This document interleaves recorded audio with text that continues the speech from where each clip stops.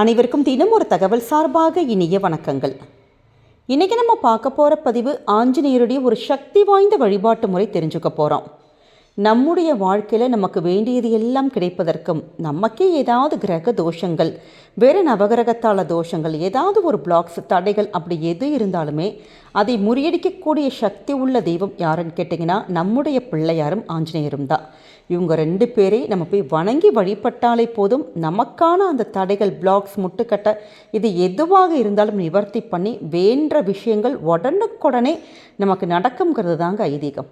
அப்படிப்பட்ட சக்தி வாய்ந்த ஒரு பதிவு தான் இப்போ தெரிஞ்சுக்க போகிறோம். அதுவும் இந்த மாதம் நமக்கு மார்கழி மாதம் மூலம் நட்சத்திரம், அந்த அமாவாசை நாளில் ஆஞ்சநேயருடைய ஜெயந்தி வருது. இது வருகின்ற வெள்ளிக்கிழமை, அதாவது 19/12/2025 வெள்ளிக்கிழமையில் வருது. இந்த நாளில் இந்த ஒரு வழிபாட்டு முறை உங்களுடைய வாழ்க்கையில் நீங்கள் தொடங்கி பாருங்கள். நிச்சயம் என்ன வேண்டி கேட்குறீங்களோ எண்ணி 11வது நாட்களுக்குள்ளே உங்களுக்கான அந்த ஒரு வெற்றி ஜெயத்தினை ஆஞ்சநேயருடைய அனுகிரகமே நமக்கு கொடுத்துரும். அப்படிப்பட்ட ஒரு சக்தி வாய்ந்த பதிவு தான் இப்போ நம்ம தெரிஞ்சுக்க போகிறோம். பதிவுக்குள்ளே போகிறதுக்கு முன்னாடி நம்முடைய சேனலை நீங்கள் இது வரைக்கும் சப்ஸ்கிரைப் பண்ணாமே பார்த்துட்ருக்கீங்கன்னா கண்டிப்பாக சப்ஸ்கிரைப் பண்ணிக்கோங்க.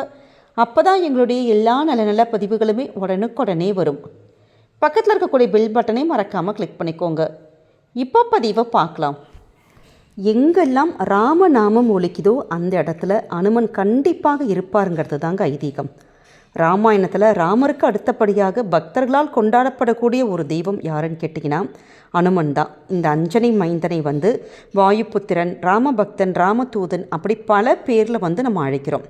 சிவபெருமானுடைய ருத்ர அம்சமாக கருதப்படுகிறவர் தான் ஆஞ்சநேயர். அதனால தான் ராமநாமத்தை சொல்லி இந்த ஆஞ்சநேயரை நம்ம வழிபட்டோன்னா உடனுக்குடனே நமக்கு அந்த பலன்களும் மகிழ்ச்சியும் புண்ணியங்கள் எல்லாமே அதிகரிக்கும். எல்லா தெய்வத்துக்கும் அவரவருடைய பெயர் தான் சொல்லி நம்ம வழிபாடு பண்ணுவோம். இப்போ பிள்ளையாருக்குன்னா பிள்ளையாருடைய துதிகள் பண்ணுவோம். இப்போ சிவனுக்கு சிவனுடைய அந்த நம் சிவாய அப்படி சொல்வோம். ஆனால் ஆஞ்சநேயருக்கு மட்டும் ராமா ராமா அப்படிங்கிற ஒரு அந்த பெயரை நம்ம சொன்னாலே போதும், அந்த இடத்துலையே அந்த ஒரு க்ஷணத்திலேயே நமக்கு ஆஞ்சநேயர் அருள் புரிவார். அப்படிங்கிறது தான் நமக்கு ஆஞ்சநேயருடைய வழிபாட்டில் இருக்கக்கூடிய அந்த ஒரு தத்துவமே. அதனால் அப்படிப்பட்ட ஒரு உன்னதமான ஒரு கடவுளுடைய ஜெயந்தி நமக்கு வெள்ளிக்கிழமையில் வருது.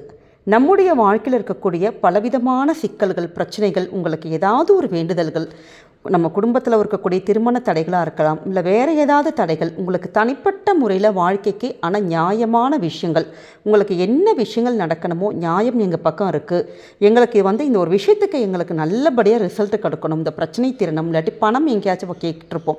அப்படி தனிப்பட்ட முறையில் நம்முடைய குழந்தைகளுக்கு நமக்கு வாழ்க்கைக்கு எது தேவையோ அதில் ஒரே ஒரு விஷயத்தை மட்டும் வேண்டி நீங்கள் இந்த அனுமன் ஜெயந்தி அன்னைக்கு இந்த 11 நாள் பரிகார முறை நீங்கள் பண்ணுங்கள். இதற்கு நமக்கு என்ன தேவை பூஜை பொருட்கள்னால் ஒரே ஒரு வெற்றிலை தாங்க. வெற்றிலையும் ₹1 நாணயமும் கொஞ்சமாக செந்தூரம், இவ்வளோதான்.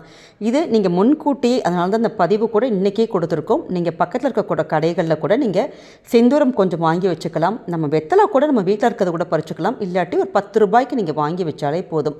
நமக்கு 11 நாட்களுக்கு 11 வெற்றிலை மட்டும்தான் தேவை. அதே மாதிரி ₹1 நாணயம் தேவை. இந்த வழிபாட்டை தொடர்ந்து நம்ம கண்டினியூஸாக 11 நாளைக்கு நம்ம செய்யணும். இடையில நீங்கள் பிரேக் விடவே கூடாது. இப்போ உங்கள் வீட்டில் இந்த ஒரு சாமி படம் இருக்குன்னு வச்சுக்கோங்க. அனுமனுடைய படம் இருந்ததுன்னா அந்த படத்துக்கு பூக்கள் எல்லாம் போட்டு அலங்காரம் பண்ணி, அதுவும் அனுமன் ஜெயந்திக்கு அனுமனுக்கு பிடித்த ஏதாவது உங்கள்கிட்ட என்ன பொருட்கள் இருக்கோ அது மாதிரி வைக்கலாம். இல்லாட்டி வடை வைக்கலாம். இல்லை என்ன உங்கள் கிட்ட உள்ள பழங்கள் தான் இருக்குன்னா வைக்கலாம். இந்த 11 நாட்களும் ஏதாச்சும் பிரசாதம் வைக்கணுமானா 11 நாட்கள் எளிமையான நிவேதனங்கள், நீங்கள் ஏதாவது ஒரு ட்ரை கிரேப்ஸ் இல்லை ஒரு வாழைப்பழம் வச்சுட்டு கூட நீங்கள் இந்த வழிபாட்டை நீங்கள் பண்ணலாம். அனுமனுக்கு நீங்கள் ஒரே ஒரு நெய் தீபம் மட்டும் ஏற்றுங்க. நம்ம காமாட்சி விளக்கு ஏற்றினாலும் பரவாயில்ல, சின்னதான அகலில் இது அனுமனுக்கான ஒரு வழிபாடுங்கிறதுனால தனிப்பட்ட முறையில் சின்னதான ஒரே ஒரு நெய் விளக்கு, அந்த நெய் விளக்கு மட்டும் இது பண்ணிக்கோங்க. இப்போ படம் இல்லை அப்படிங்கிறவங்க அந்த தீபத்தையே நம்ம அனுமனாக பாவிச்சுக்கலாம். பண்ணிவிட்டு ஒரு வெற்றிலை எந்தவித கிழிசல் இருக்கக்கூடாது, அல்ல ஒரு மாதிரி டேமேஜ் ஆகாமல் நல்ல வெற்றிலையாக பார்த்து நீங்கள் எடுக்கணும். இதில் காம்பு பகுதி, நுனி பகுதியில் எந்தவித சேதாரம் இல்லாமல் நீங்கள் பார்த்துக்கோங்க. அந்த வெற்றிலையில் அனுமனுக்கு பிடிச்ச செந்தூரத்தை அதற்கு நடுவில் நம்ம தடவிக்கணும். அதற்கு மேலே தான் ₹1 நாணயத்தை வைக்கிறோம். இப்போ இந்த செந்தூரமானது நமக்கு இந்த வழிபாட்டுக்கு எதுக்கு இவ்வளோ முக்கியத்துவம் அப்படின்னு கேட்டிங்கன்னா, நம்முடைய இந்த ராமாயணத்திலே ஆஞ்சநேயர் அந்த யுத்தம்லாம் முடிச்சுட்டு வந்ததுக்கு அப்புறமேட்டு சீதையை பார்க்க வருவாராம். அப்போ சீதையை பார்க்குறப்ப அவங்க சீதையோட நெத்தியில் செந்தூரம் வச்சுருப்பாங்க. அதை பார்த்த உடனே ஆஞ்சநேயர் கேட்பாராம், உங்கள் நெத்தியில் எதுக்காக இந்த ஒரு செந்தூரத்தை நீங்கள் வச்சுருக்கீங்கன்னு கேட்டப்ப, சீதாதேவி தன்னுடைய கணவர் ராமபிரானுக்கு எல்லா விதமான நலன்கள் உண்டாகட்டும்ங்கிறதுனால தான் செந்தூரம் விட்டுருக்கேன் அப்படின்னு சொன்னாராம். அதை பார்த்த உடனே ஆஞ்சநேயர் தன்னுடைய உடம்பு ஃபுல்லாக அதை எடுத்து பூசிக்கிட்டாராம். அதை பார்த்து சிரித்த சீதை, எதற்காக நீ இப்படி செய்கிற அப்படின்னு கேட்டப்ப, உங்கள் நெத்தியில் மட்டுமே திலகமிட்டு ராமனுக்கு நன்மை வந்ததுன்னா அவருடைய பக்தனான நான் என்னுடைய உடம்பு ஃபுல்லாக பூசிக்கிட்டால் அப்போ ராமபிரானுக்கு எவ்வளோ ஒரு நன்மை சக்தி கிடைக்கும் அப்படின்னு சொல்லிட்டு பவ்யமாக சொன்னாராம். அப்படிப்பட்ட பக்திக்கு இலக்கணமான இந்த அனுமனை பார்த்து சீதை வியந்தாங்களாம். ஆண்கள் நம்ம செந்தூரம் இட்டுக்கிட்டோன்னா செல்வம், ஆன்மீக உணர்வு பெருகும். பெண்கள் நம்ம இட்டோன்னா மாங்கல்ய பாக்கியம் நிலைக்கும். அதனால தான் எல்லா கோவில்களிலும் அனுமனுடைய கோவில்களில் செந்தூரம் கொடுப்பாங்க. செந்தூரம் ஆஞ்சநேயருக்கு சாத்துவாங்க. இதுதான் அதனுடைய தாத்பரியமே. அப்படிப்பட்ட செந்தூரம் தான் நம்ம இந்த பரிகார முறைக்கு நம்ம உபயோகப்படுத்துகிறோம். ஏன்னா செந்தூரம் எங்கெல்லாம் இருக்கோ அந்த இடத்துல நிச்சயமாக அனுமனுடைய அந்த அனுகிரகமும் வெற்றி மேல் வெற்றியும் கிடைக்குங்கிறது தாங்க ஐதீகம். அப்படி ஒரே ஒரு வெற்றிலை, அதற்கு நடுவில் கொஞ்சமாக செந்தூரம் நீங்கள் பூசிக்கோங்க. ₹1 நாணயம் இவ்வளோதான். இதை நீங்கள் அப்படி 4ஆக மடக்கிட்டு அந்த வெற்றிலை உங்கள் கையில் வச்சுக்கிட்டு ஸ்ரீராம ஜெயம் இந்த ஒரு வார்த்தை, இந்த ஒரு மந்திரத்தை 108 முறை, நம்ம கவுண்டிங்ஸ் கம்மியாலாம் நமக்கு 27 முறை 9 முறை அப்படி பல முறை சொல்லியிருக்கோம். ஆனால் இந்த ஒரு நம்ம பரிகார முறை வழிபாட்டு முறைக்கு 108 முறை ஸ்ரீராம ஜெயம் நீங்கள் சொல்லி இந்த வெத்தலையை நீங்கள் சின்னதாக அப்படி மடக்கிட்டு ஒரு நூல் வச்சு சுற்றிட்டு அப்படியே அந்த உங்கள்கிட்ட என்ன படம் இருக்கோ, அனுமனுடைய படமோ இந்த ராமனுடைய படமோ என்ன படங்கள் இருக்கோ அந்த படத்துக்கு முன்னாடி அப்படி சமர்ப்பிச்சிருங்க. இல்லாட்டி ஒரு குட்டி கிண்ணத்தில் இப்படி ஓரமாக அந்த வெத்தலையை நீங்கள் எடுத்து வச்சுருங்க. உங்கள் மனசுக்குள்ளே என்ன கோரிக்கைகள் வேணுமோ ஆஞ்சநேயர்கிட்ட ஆத்மார்த்தமாக நீங்கள் கேளுங்க. இப்படி 11 நாட்களும் நம்ம தீபம் ஏற்றி சுவாமிக்கு ஒரு நம்ம நிவேதனம் வச்சுட்டு ஒரு வெத்தலை, அதுக்கு நடுவில் கொஞ்சம் செந்தூரம், ₹1 நாணயம் அப்படியே கையில் வச்சுட்டு 108 முறை ஸ்ரீராமஜம் சொல்லி அதை மடக்கி சின்னதான ஒரு நூல் போட்டு கட்டிட்டு இப்படி தனியாக சுவாமியோட பாதத்தில் வச்சிடணும். இப்படி 11 நாட்களும் நம்ம அந்த 11 வெற்றிலை வச்சு நம்ம டெய்லி இந்த ஒரு பரிகார முறை சொல்லி நம்முடைய கோரிக்கையை நம்ம ஆஞ்சநேயர்கிட்ட சமர்ப்பித்தோன்னா நிச்சயமாக சொல்கிறோங்க, இந்த 11 நாள் முடியறதுக்குள்ளே உங்களுக்கு அதற்கான சொல்யூஷன் வழிகள் ஏதாவது நமக்கு கண்டிப்பாக ஆஞ்சநேயர் கண்ணில் காமிச்சு கொடுத்துருவார். இந்த 11 நாள் முடித்ததுக்கப்புறம் என்ன பண்ணு கேட்டிங்கன்னா, அந்த வெற்றிலை எல்லாம் வாட ஆரம்பிச்சிருக்கும். வெற்றிலையை நீங்கள் அப்படியே கால்படாத இடத்துல, இல்லை செடி உங்கள்கிட்ட துளசி செடி இருக்குன்னா அந்த துளசி செடியோட அந்த மண்ணு கடியில் கூட போட்டலாம். அது நல்லா உரமாக போயிடும்.